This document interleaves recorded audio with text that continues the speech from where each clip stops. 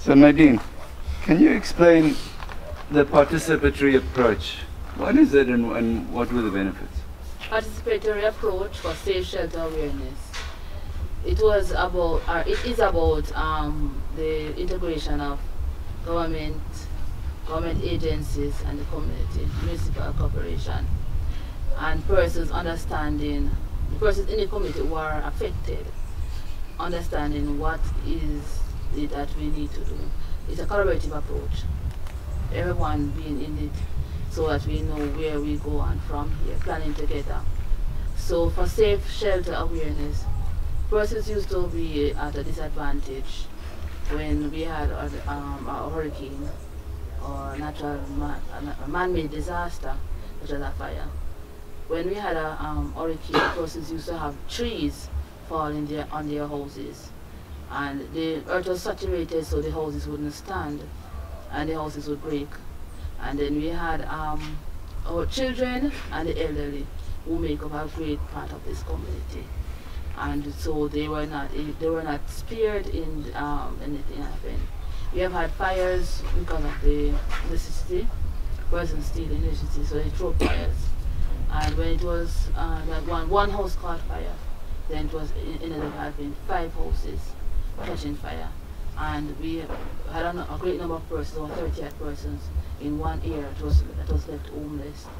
So it was that they had to come and to see how best they could help these persons. Each time a hurricane occurs, we're having the recurrence of the same problems. What do we do now as a group of persons to help? So those on the outside, how do they help us to help ourselves? Where do we see ourselves going from here? And so we had to, so a participatory approach for safe shelter awareness. So that's about them, we saw what our history was from in the 50s come up. So in the 50s, our first hurricane was Hurricane Charlie. In fact, those persons were here who knew about that time, were living here. And we mapped the history of the community from the train line, and so even from the 1800s, what the community was like. It was a swampy area where they used to plant rice, and then they had a cane. So look at the history of the community coming up and to see how best this community, I got to understand, had the, so they used to plant rice and stuff like that. Then we had the Hurricane Charlie. Hurricane Charlie affecting them in the 1950s, and then other disasters occurred. And in 1988 we had Hurricane Gilbert, and Hurricane Gilbert was a devastation to many persons in this area. So the recurrence of the same conditions over and over, do we allow the persons to go back into the same conditions for us to keep on fixing the same thing, or do we help them to understand where do we go from here? And persons were taught how, so they were the ones who gave the history, the persons in the community were the best ones, and they were the ones who gave the history. You're fired. Okay. So they were the best ones who gave the history about what happened in the area. So, and they were the ones who even gave answers on how we could approach moving from point A to point B, and how we would approach the houses and stuff like that. They knew the original owners, some of them knew the owners and stuff like that. So all this, we had a mapping done of particular villages or say communities of in Gregory Park, and so we looked at how to see what were the problems and the challenges that were in these communities. Were the narrow lanes, the big trees, the closeness of the houses and stuff like that, the access of the emergency vehicles to go in, such as the fire brigade or ambulance. The elderly, look at our population, the demographic we had from the elderly to the middle age to young adults and the children, how were they impacted and stuff like those. How was the situation that was in the area, how it affected persons who lived here. And do we have to continue keep doing the same thing over and over again to rectify the problem? So instead of us coming back to look at the same problem again, we need to change it. So with a safe shelter awareness participatory approach, to changing the whole mindset of individuals here. And so persons were taught, so persons, they told what was the problem, and so we looked at ways that we could move on. So for example, with the trees, you know, hurricane season is gonna come up. But what do you do before hurricane season come up? You have a tree in your yard, you need to cut, trim, or the roots are going underneath the house. Do you need to take down the tree or what?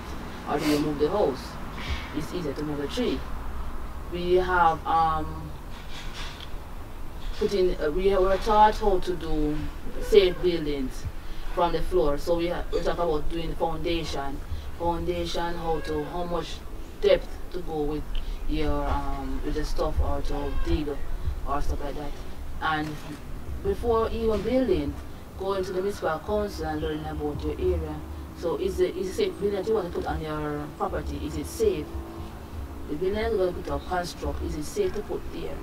And then now, in regards to what where Portmore is and where Gregory Park is will Gregory Park be affected by any disasters such as tsunami or so?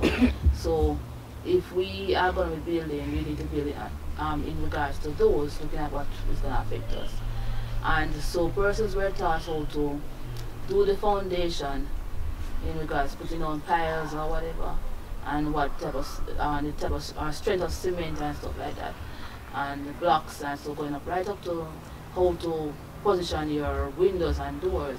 It's a proper drawing to be submitted to the municipal council so that they can approve the building of the place.